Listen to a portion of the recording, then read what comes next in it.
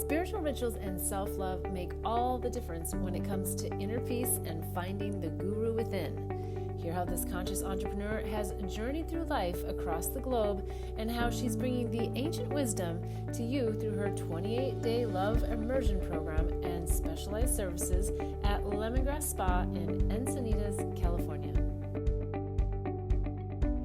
I'm in Encinitas, California, and right across from Lemongrass Spa, and we are still pollinating the planet with love, and I have my next guest, Tara Teipel, and we're about ready to go in. Are you ready to go into the Pollinating the Planet van? I want to see what's behind the door. Okay, let's go. Welcome everyone to the Pollinating the Planet with Love show. I'm your host, Beth Bell, and we're here to talk about those life journey lessons and of course those pearls of wisdom that we've learned along the way.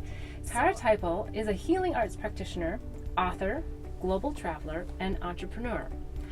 A lifelong seeker of wisdom consciousness studies and inner life exploration. The alchemical blend of Tara's work, studies, and travel inspired her to birth My Spiritual Ritual and the Self-Love Immersion course, a mission-based company passionate about helping others use spiritual ritual to connect with the sacred in everyday life. Welcome to the show. Thank you for having me, Beth. Yeah, exciting. We're here in beautiful Encinitas, California, and we're actually, of course, in the mobile recording studio for Pollinating the Planet with Love, but we're right across the street from Lemongrass Spa, which is your baby, and I've heard so many wonderful things, and I am about to experience it after this, I think, to see what's all there. But before we get into what you're doing today, I always like to go back and ask the question, what did you think you were going to be when you were a little girl, and are you doing that now? It's so fun. What a fun question, because when I was 11 years old, I woke up one morning from a series of events, living youngest of three, and I looked around and I said, Mom, there's more to this. Yeah. And At 11? At 11. So she was so on point.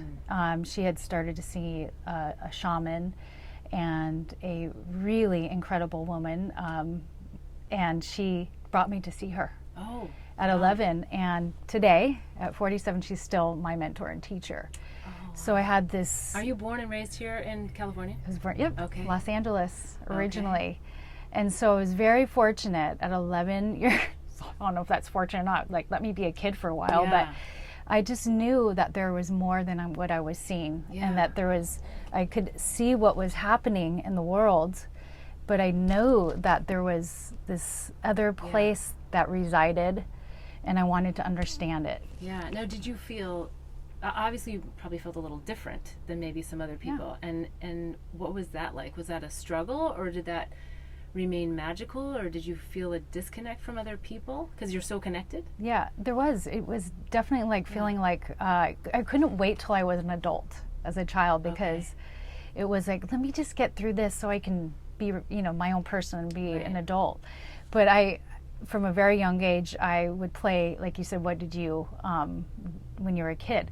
I would set up shop. I would put price tags on everything, and I would like merchandise and have like an office.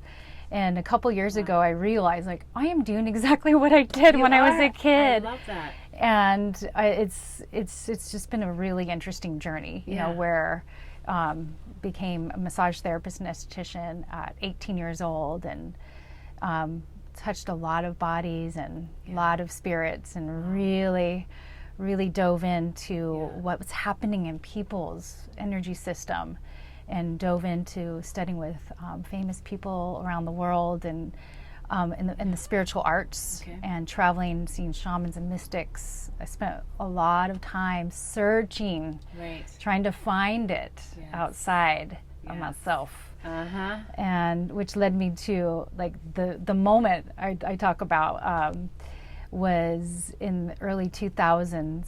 I found myself in India, and I was at Sai Baba's ashram in the southern part of Puttaparthi, waiting with thousands of people on the marble floor for the guru to show up. And all of a sudden I got knocked over with the force, and I fell back, and all of a sudden, he wasn't in the room yet. He hadn't arrived. We were waiting hours and he hadn't shown up, but he showed up for me in that second. Yeah. I believe some force showed up. It really got my attention, and here I am knocked over, and there's this laughter that was just hysteria, thinking, sane. You thought you needed to come to India to find it? Mm-hmm. And it was just, laugh, laugh, laugh. And then I got up and I looked around and I'm like, did you hear that, everybody? Did you hear that? And something at that moment was rewired to realize, wow, what I've been looking for is right here. It always has been. Yeah.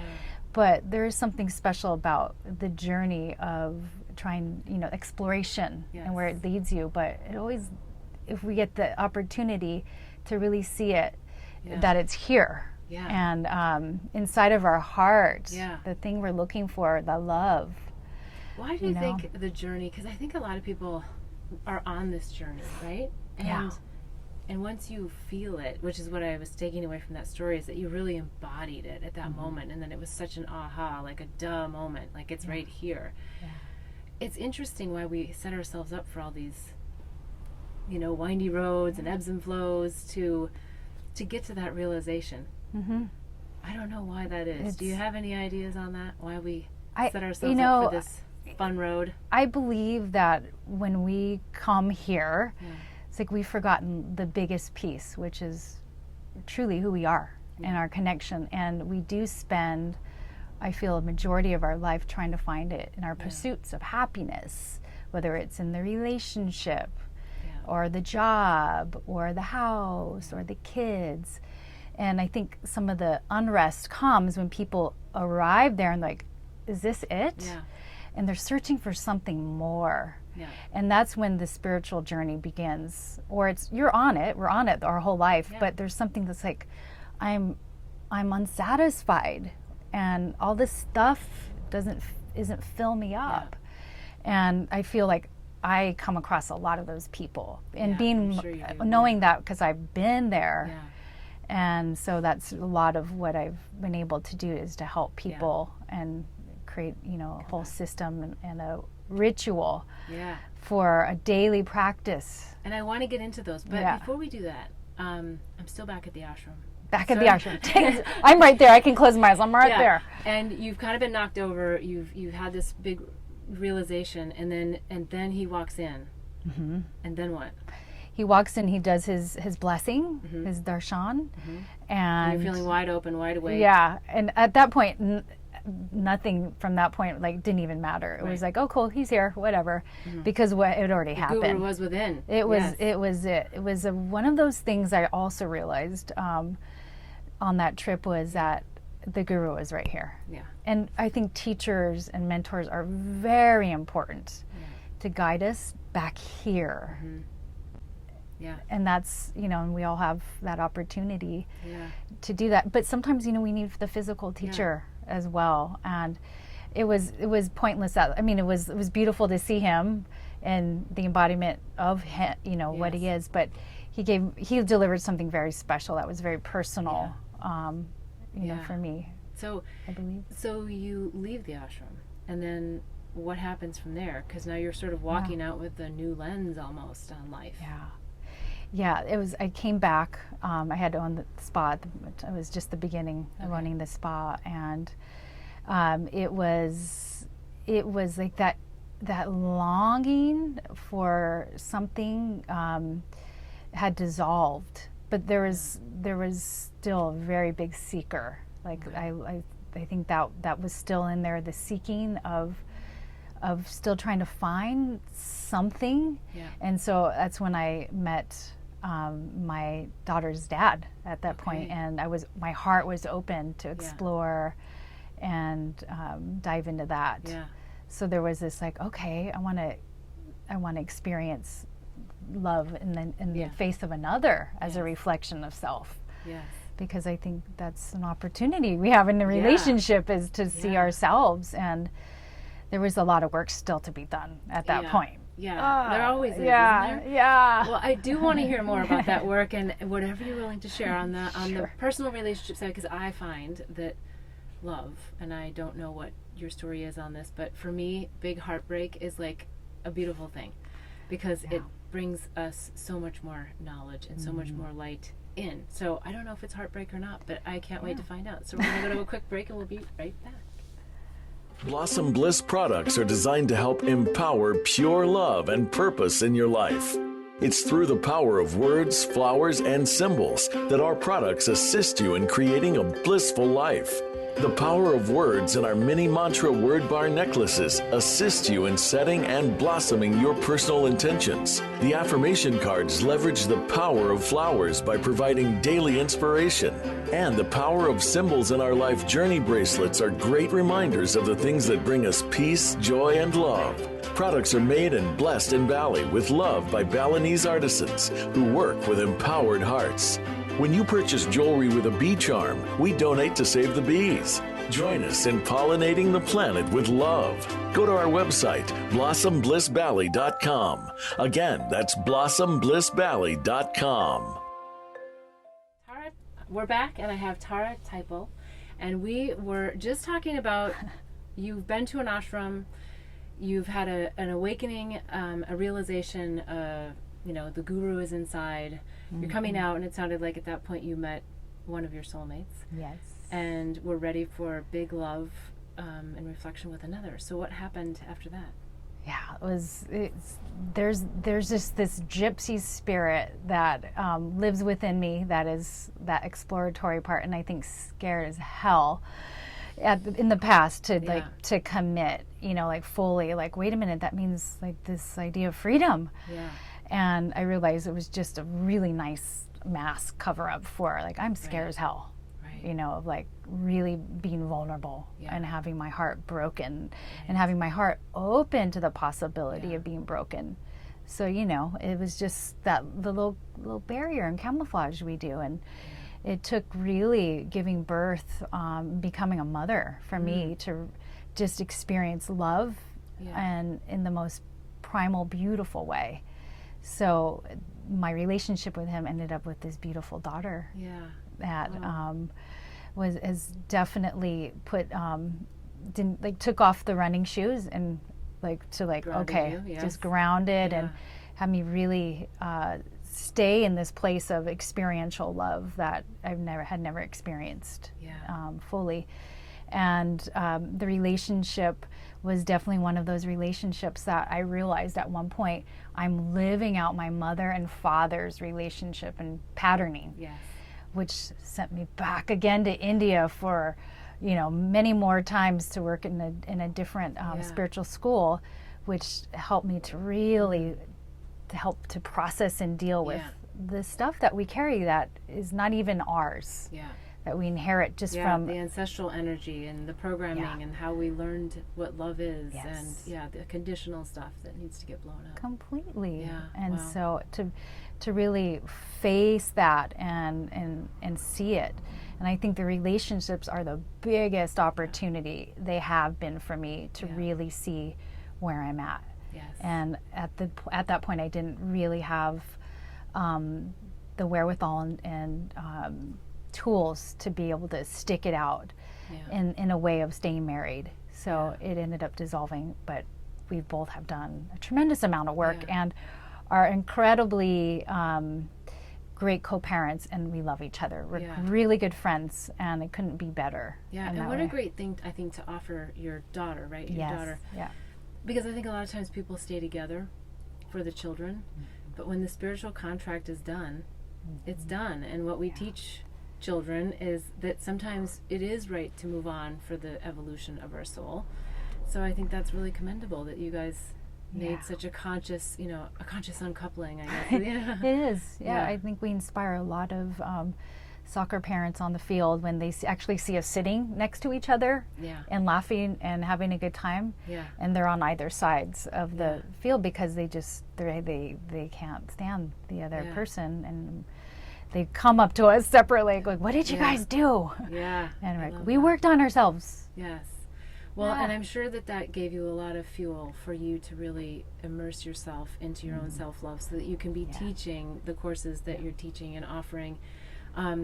let's talk a little bit about the spa, because I understand that, you know, you had this ability with people through your own massage experience, and you said, no, wait, I want to expand this, and I want to provide this to more people. So what did that look like when you decided, I'm going to open a spa? I mean, was that an easy decision, or did it take time, or how did It's that just so come funny about? to see, like, this is the circumstance, like, started in a yoga class, and then I met somebody, and long story short, I think I was born an entrepreneur. Like, for a really young age, I wanting to be my own boss, and I worked for some great people that gave me a lot of responsibility at a young age in the floral industry. Oh, interesting. And which I think was the foundation. And so when I became a massage therapist and esthetician, I also was a global trainer for Aveda, the company that started the whole using plants and flowers as the basis of,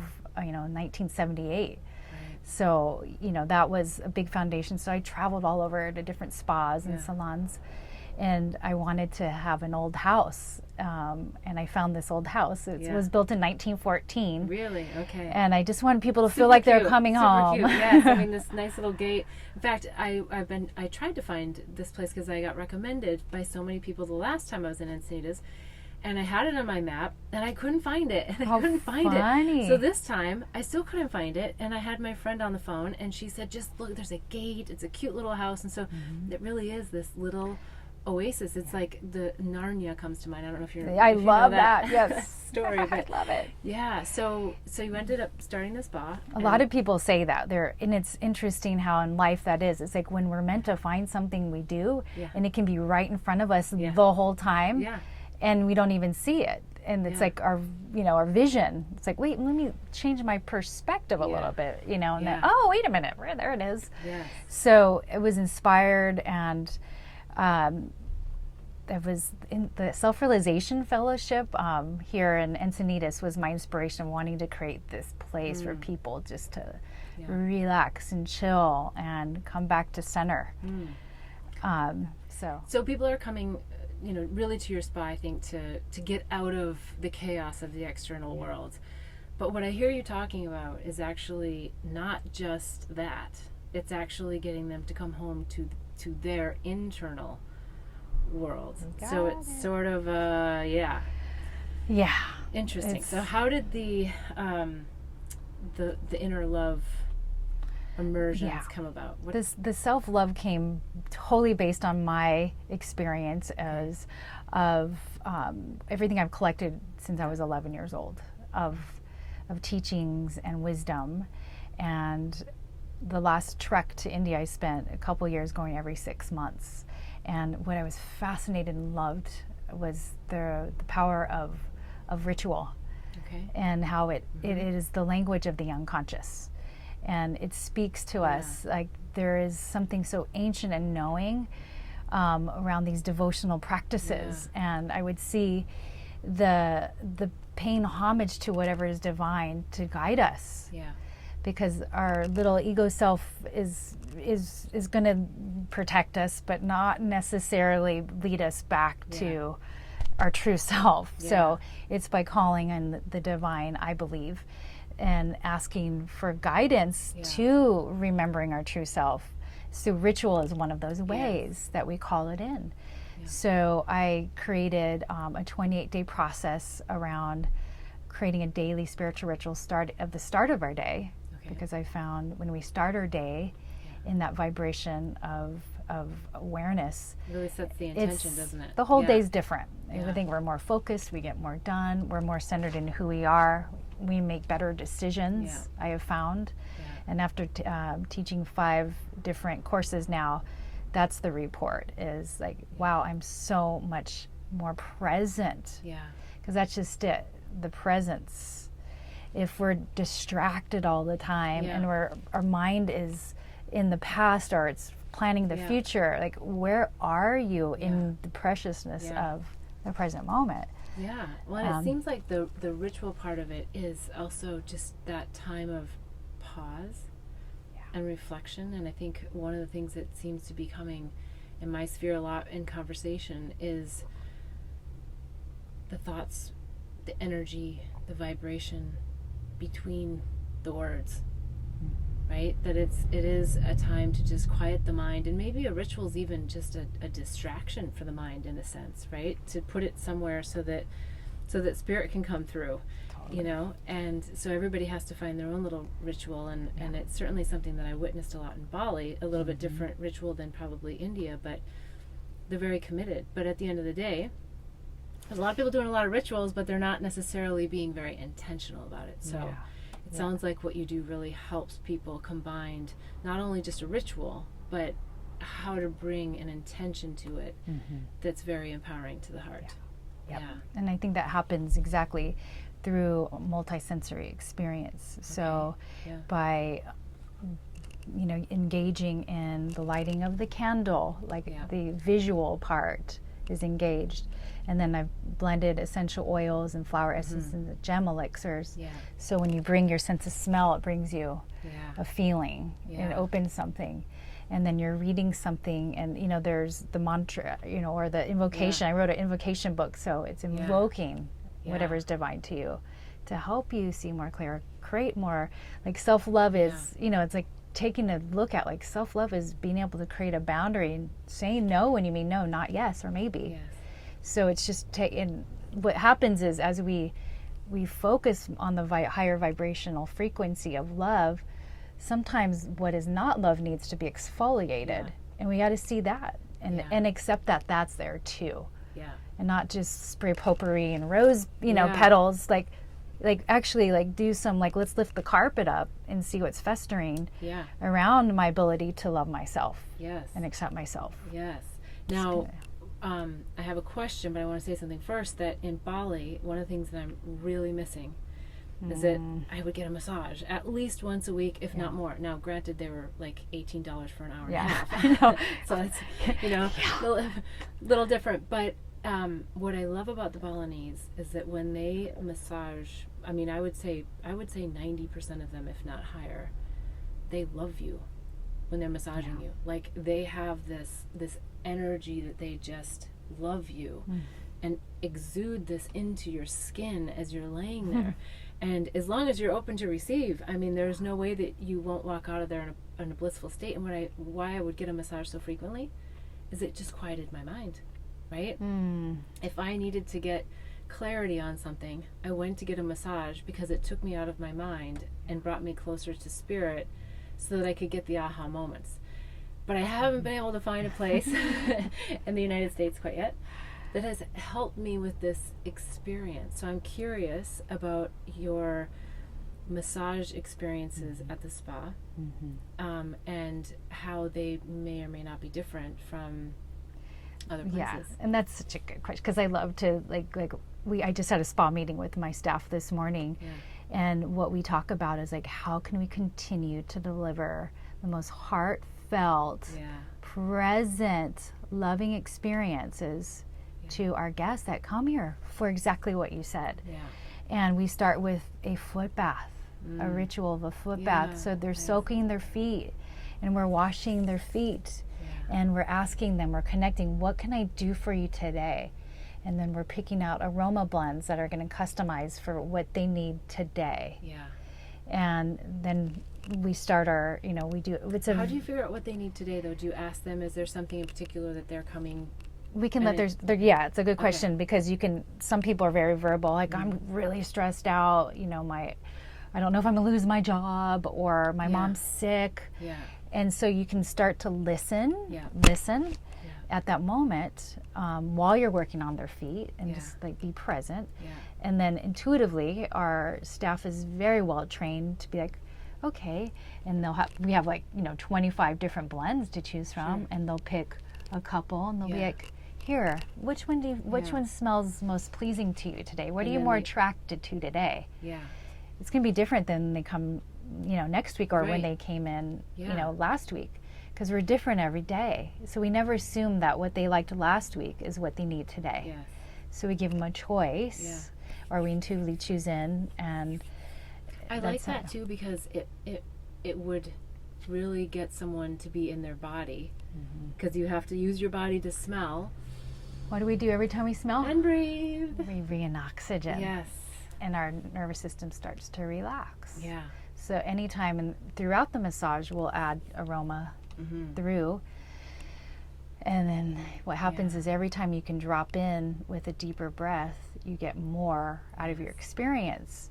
And what I find fascinating is that someone nervous system wise doesn't drop in till 45 minutes into a massage. Really? So 45 minutes? 45 minutes is what they've documented. So all of our services are hour and a half. You can't do an hour. We do have an hour if someone's like, I only have an hour. Right. And I only put that on the menu after being open for 15 years, just like a year or two ago. Wow. Because I believe I don't want to offer just an hour massage. Right. Because knowing the stats of someone actually just drops in. So to have that extra 45 minutes, you can really get more. The parasympathetic nervous system starts to drop in, and that's where the healing happens. Is when the nervous system is like, right. Yes. So, that's... It's like the people that go to these power yoga classes. Right? Never done that. What? Wonderful. Yeah. Okay, so I've also been told that I have to check out every corner of Lemongrass Spa, and I have to say, when I came in, I could feel the energy exuding, and I also was very called to the left side in the garden. There's all these crystals sitting there. So tell us a little bit about your experience. Where do you get your crystals? What do you know about crystals, and how can we use crystals? Oh, I just love it. Well, I'm so blessed because my mother she's like the crystal keeper of lemongrass, and she's 73 years old, and she's in charge of them. Yes. And she has the ability to communicate with them, which means people will come in and they'll have something going on, or a friend that has something common, and she'll just nudge them. Or is she here today? She's not. She comes. She's here. She comes every single morning, 7 days a week, at 7 a.m. to set the space in the spa, meaning light candles, make sure everything's perfectly arranged, water, the table warmers are on, lighting copal or palo santo or sage, or all three, depending on the day, and really purifies the space so that when our service providers come in, that they have this blessing, and then when our guests come in, they have this blessing. So so the crystals are a big part of really holding. They're from the earth. They're made of the earth. Yeah. They carry a resonance, a frequency. In each color, each stone, from different parts of the world have a. When you go to Italy, it's very different than being in Mexico in terms of how you feel, and the food, the flavors, the people. So the crystals have different vibrations, and they bring different things, and they offer. So depending on what you need more of, then you can support it with that presence in your home, in your office, in your car, wearing them. Wearing them. I love wearing them. And, just it's a big part. So you'll have people come just to get crystals, and we get them from all over the world. I have a couple vendors that are very dear, that I have great relationships, and they bring everything, selenite from Morocco that I get, or calcite from deep Mexico, and beautiful pieces from India, so we have a global representation there, which is a lot of fun for people to we always guide people, like, they'll pick you, just be open. And that's how it works. They do. I have to, when I go into a crystal store, I can't touch anything, because if I touch it, somehow I need it. If I'm drawn enough to touch it, I always end up taking it away. Touch you by. Very, very careful over there. I want to talk a little bit more about the power of crystals, but we're going to go on a quick break, and we'll be right back. All right. Blossom Bliss products are designed to help empower pure love and purpose in your life. It's through the power of words, flowers, and symbols that our products assist you in creating a blissful life. The power of words in our mini mantra word bar necklaces assist you in setting and blossoming your personal intentions. The affirmation cards leverage the power of flowers by providing daily inspiration. And the power of symbols in our life journey bracelets are great reminders of the things that bring us peace, joy, and love. Products are made and blessed in Bali with love by Balinese artisans who work with empowered hearts. When you purchase jewelry with a bee charm, we donate to save the bees. Join us in pollinating the planet with love. Go to our website, blossomblissvalley.com. Again, that's blossomblissvalley.com. I'm here with Tara Teipel, and we were talking about crystals and the power of crystals. Now, as I said, I really love crystals. I mean, I think that symbolically they're so powerful. I don't necessarily think that they're always necessary, but they certainly help us cleanse and clear. Yeah. Now, I definitely know that I don't clear my own crystals, and I think part of it is I just haven't spent enough time to realize what that is, but that should be part of the whole process as well, right? And so are there tips that you have on Absolutely. clearing the crystals, and how do we continue to have them help us? I think that's such a good question. It's like you bring a pet home from the pet store. How do you acclimate it? You make sure it has its bed and has the right food, and gets it feels at home. And I think crystals are the same way. We have the ability to make them really support us and be there in a way. So how do we find the right place for them? How do we welcome them? You wash your dog when you get washing your crystals is a real thing, and that can mean a lot of things, cleaning and washing.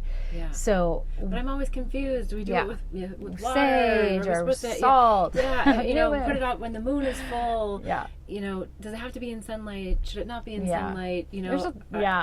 Do the chemicals in the whatever, the list goes on and on. Again, it all comes down to intention again. Intention is a lot of everything. So if your heart is like, I'm bringing this beautiful rose quartz to my home, it's resonating at the frequency of the heart of unconditional love. Yes, you can connect more with it and make it really work with you. And there's many ways to do that, like as simply as saying, universe, please clear any and all energy that is not of my highest or its highest good for it to resonate for this space. You can simply do that. You could put it in the light of the full moon is one thing that is supposedly to be like the purest. Put it the full moon, just put it outside overnight in the whole full moon. You could give it a bath of washing with water and salt, and again, intention of thank you, clearing. Regular salt or Epsom salt, or does it matter? I like using any kind of like Himalayan sea salt, Celtic salt, or any salt. In that way, Epsom salt's a little bit different. I wouldn't necessarily use Epsom salt, but like sea salt is easy, and you can get it anywhere. So you can do a salt bath. You can get a sage blessing, and that will purify it. The smoke or Palo Santo smoke. And then if your copal is my favorite thing, and something I just love so much that a lot of people don't know about, and we'll talk about that. But copal resin, it I burns. don't know of that one actually. I can't wait to share it. Okay, good. And so any kind of sacred smoke is what I'm trying to say can really, and again, calling on the spirit of sage to help clear and make it balanced, and because when you touch stuff, a lot of people are like, don't touch my crystals. There's something to be that, because there's energy. And one of the things that's coming to mind is, I guess, one of the lessons that I've learned in Bali is about black magic, right? So the crystals can hold different types of energies, and of course black magic only has a hold as much as we want to give it power, right? So how do we know when we go to a crystal store if someone's been praying on it, or programming it with some maybe not so great stuff? How do we know? So like clear quartz, clear quartz is one of those particular crystals that can be programmed with, like, I want the support with abundance or love or health, and you can do that. But it's really important, there's certain stones that hold more energy. Quartz is one of them, clear quartz. So again, it's just a really good idea to kind of just like clean, you know, Place an intention like it's over like when that, you buy yeah. you know, clothes, you wash them before you wear Yes, them, right? Yes, yes. You just do. Yeah. You don't know who's been trying them on Yeah. or what have you. Yeah. So you wash them, and it's Yeah. the same thing. If we can just see it not so woo and weird, Yeah. but it's like I'm purifying it. Like Yeah. you wouldn't go to the store and buy new glassware without washing it and using it to drink out of. I Right. wouldn't. Right. So you're just able to see it that Yeah. way. It's like that's what you just do, Yeah. and I just love make that. it. You know. That's So simple. when you are teaching your courses, because I want to get into that a little bit, are crystals part of that as well? Yeah, the love kit comes with a rose quartz heart. Oh, okay. A rose quartz heart, Okay. and it's like a talisman. Right. Because it's symbol, you know, it is the stone of love and unconditional love and forgiveness Yeah, and nice. acceptance. And the heart shape Yeah. is, you know, obviously very symbolic. Yeah. And so this is a very masterful place where a lot happens in Yeah. our heart space. So we do have the rose quartz. Okay. Yeah. I love that. And so did you say it was 21 days? No, 28 days. I was going to do originally 21 because, you know, all the studies are like it takes 21 days to create a new habit. Yeah, why not go the Let's go extra? Let's go for the whole Yeah. month almost. You know, there's 28 days, and just felt like 4, you know, weeks. Yeah. It just felt complete to me. Yeah. So it's a 28-day journey. And is it something you do individually, or is it a group, did you say? So that I have you- if someone bought the kit, Yeah. they could buy the kit, and they would just do their own 28-day Okay.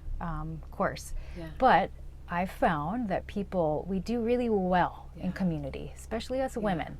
Yeah. There's something about the circle, you know, when we're being held in the circle, magic happens. Yeah. From my experience Yeah.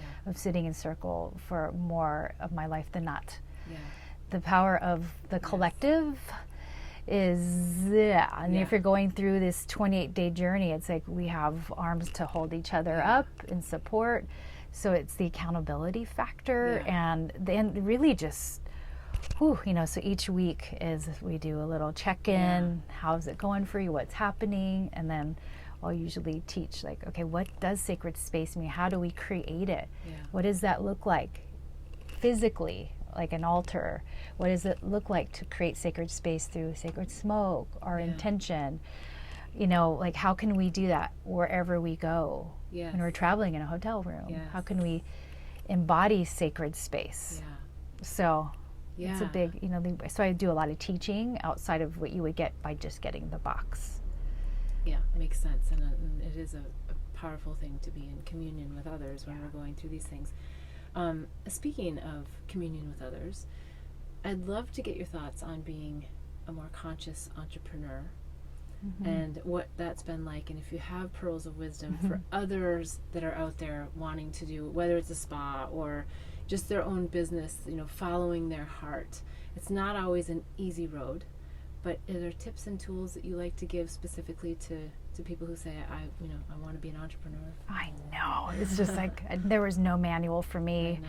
There just wasn't. You know, when I started 15 years ago. Well, thank God there's not, because Yeah. you know, if there was, I don't think any of us would do it. Would do it. Right? That's a good question. That's a good why, good that's kind of point. the same with kids, right? If there was an actual manual, you'd be like, hey, why would I sign up for that? Yeah, it really comes from this deep creative desire to have, you know, like it's your soul, like, okay, I am going to do this, and that's like the propeller behind it all. And it's like I have this vision, I know I'm supposed to do this. Yeah. It's like And if you the really drive. want to do the inner work, be an entrepreneur, Yeah. right? Because you learn everything about yourself. Yes. Yeah. And technology is not my strong suit, so it's always that like, and so learning, you know, in these days everything's technology based, so, you know, our software programs, and one thing that I was taught when I first started by my friend who's very successful entrepreneur, he said, make sure you hire the people that have different abilities than you do, different skill sets, and where you're, you know, like, make sure because you got you know what you're available, but you know that, like, for me, it was like hiring eventually a great manager that was day in and day out, and that had the skill set of being able to create, you know, boundaries with people, and like, you know, you can't have off, or because I'm always like but you need some time off, and but I needed someone that had, you know, a little bit more of discipline in that way. And it sounds like such obvious advice, and yet I know as an entrepreneur that it is the best advice, because we do surround ourselves with other people that vibrate like us and think like us, and because we have this commonality, but it's sometimes you have a whole room of you, like, wait a minute, who's going to do that? We all, it's like having 10 of you. Yeah. It's not going to. So it is really, I think, a great pearl of wisdom to make sure that you obviously get people with skill sets, but that are different, that can complement you. Absolutely. Yeah. There's so many, there's so much to be said about that.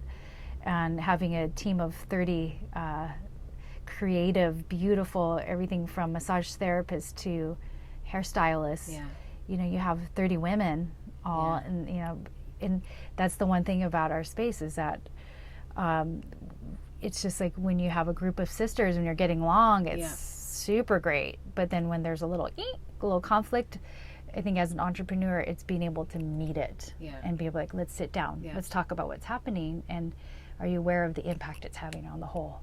And being able to have real conversations that come from here. I think as a conscious entrepreneur, I would say do your work and be able to come to a center place before you have some serious conversations or things like that, and have very open, non-accusatory. Don't assume. That's one of the 4 agreements. Everyone gets that book when they come to work with us. Okay. Nice. Because it's like, don't assume anything. Have the courage to ask questions before assuming. Right. Because it can create, our mind likes to create a lot of stories, which create a lot of conflict. Yeah. So if you have the ability to be like, hey, is this true? This is what was going on for me. And get it out. Yeah. Having the harmony in the workplace is everything, because the guests can feel it when they come in. Yeah. The coworker, like, whoa, what's going on? Yeah. So I think it's being able to have a team of people that are complementary or loving. And I would say that literally, my mom works, and my sister's a hairstylist, and some of my best friends work. We've been able to make it work. That is very special. Yeah. It's a place where it's a big family. And that's important to me, to have a space that we're giving so much love in what we do. Yeah. It needs the team. It's the team. Yeah, no, I get that. Yeah. Of all the services that you have at the spa, what's the one that you love the most? I was just talking about this morning in the staff meeting, because it's called the Rejuvenation Fusion. In the spa. It's a 2-hour service of everything I love to do when I was a therapist. It's an hour massage and an hour facial combined into one flow. 2 hours. So it's like head to toe.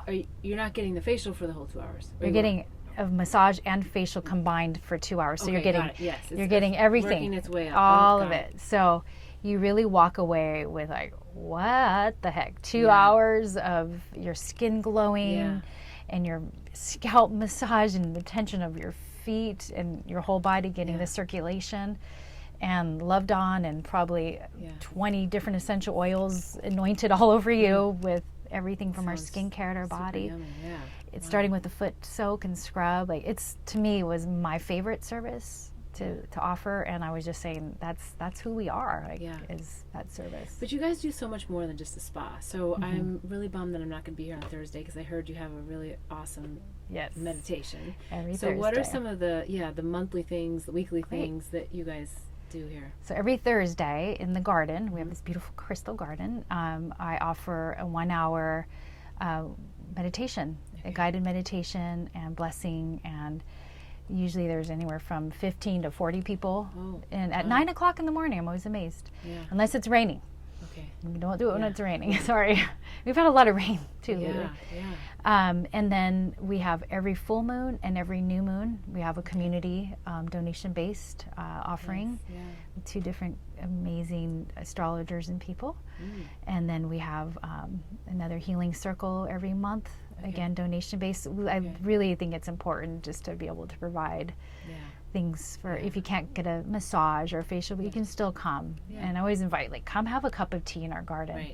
It's phenomenal. And just hang, just be. So sacred space. Sacred space. We all need it. Yeah, we really do. We really do. Are there any pearls of wisdom or life journey stories that we haven't touched on that you feel really, are compelling to share today? I feel like there's just so many moments that led to right here. And I just encourage, everybody to find your genius and have the courage to live it. And I find that the most important thing that I've arrived at after being on this for a bit is, what's sacred to you and what's important to you, and creating a practice around that, whether it's 5 or 10 minutes, like set your day from the beginning of the day of how you want it to flow. And that intentionality goes very far, because you start to see the angel of people arriving, being called to a situation or a place, because we're always being guided. It's just a matter of we're listening.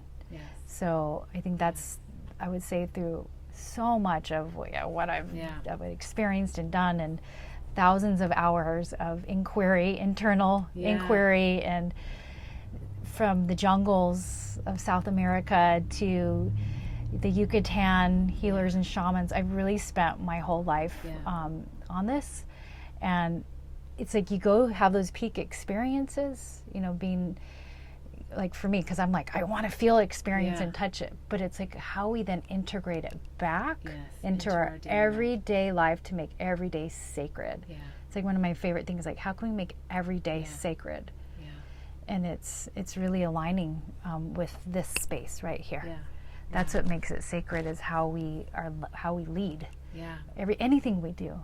I agree, and I feel like we share that sentiment, in that the power of Mother Nature, because I'm a flower whisperer, and so it's like a portal for me to connect in, and Mother Nature is speaking to us all throughout the day. We oftentimes just don't quiet our minds enough to hear it. So nature is the best medicine. It is the best medicine. Yes. All right. How do people find you? They want to sign up for your 28 days, your self-love immersion, or they want to come to the spa, or they want to have services. Where do they go? So if you are anywhere in the United States and you want to experience the 28-day love kit, you can go to myspiritualritual.com. myspiritualritual.com. Okay. And you can order a kit, or you can order copal or incense and all the different things to create sacred space. I have a sacred space clearing kit too. Beautiful collection of amazing things you have your toolbox. So we have a whole online store. So if you're in Nebraska or in Utah, we'll be in stores. We're getting distributors out there too.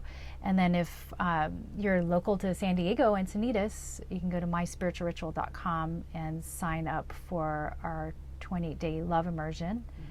And my goal is to find a whole bunch of love pollinators that want to lead 28-day love rituals in their, I see it being able to be like the modern day Tupperware party, where you hold 28 days. And so I'm going to be putting that out there this year, is training people to do the 28 days. So I provide them the kit and the tools, and then they have their community of people that they lead. So it's really important. It's like, I want this to spread. I want to pollinate too. I need pollinate. Anybody want to pollinate? Yeah, well, and that was going to be my last question, is how do you see what you're doing help in pollinating the planet with love? But I think you just kind of answered it there. It's it. That's how I figured. It's like we created this beautiful anointing oil that is part of the love kit. Again, it's every day choosing to align with the frequency of love. How do we speak love? How do we be love? How do we interact in love? And it seems like oh, that's a no-brainer, but it's really. We share unconditional love. Starting with ourselves. That's just it. It's like, you can't be unconditionally loving out there if you're not here. And that's where that's really important. At this particular time on the planet, we need it. We need people to do this work, because if we're all connected, which I believe we are, one person can make a difference. Huge difference. On the one. So if that one person is choosing to vibrate at a higher frequency of love, then that's going to affect the whole.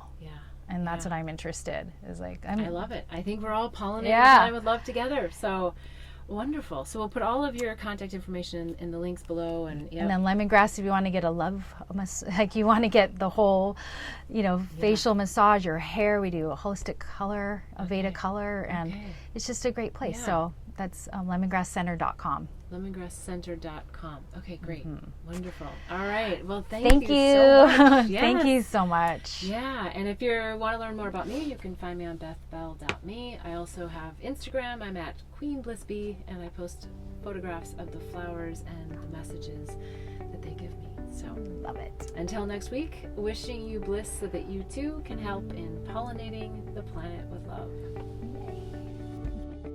Hear who's up next when you like my page, Beth Bell Live, and join me each week as I invite a new guest into the mobile recording studio to help in pollinating the planet with love.